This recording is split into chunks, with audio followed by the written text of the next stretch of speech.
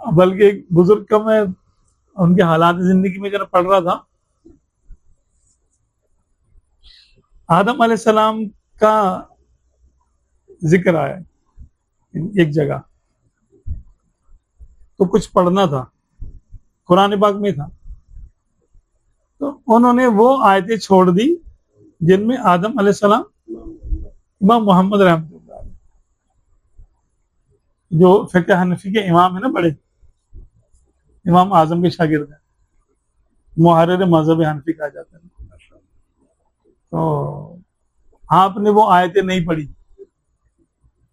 جن میں آدم علیہ السلام کے دانا کھانے کا اور جنت سے باہر آنے کا, بھیجے جانے کا ذکر ہے. وہاں آیتیں آپ نے نہیں پڑھی. آپ کو خواب میں دیدار ہو آدم علیہ السلام کا کہ تم نے وہ آیتیں کیوں چھوڑی؟ انہوں نے کہا کہ ابو جی آپ کے احترام کی وجہ سے, کہ میں اچھا نہیں لگتا کہ میں آپ کے بارے میں ایسی آیتیں پڑھوں. تو آپ نے سینے سے لگایا, ان کو ولایت عطا ہوئی اس بات پر کہ بچہ بڑا ادب والا ہے. یہ ادب جیت جاتا ہے یار, ادب جیت جاتا ہے. علم تو بہت لوگوں کے پاس ہوتا ہے, لیکن ادب ضروری.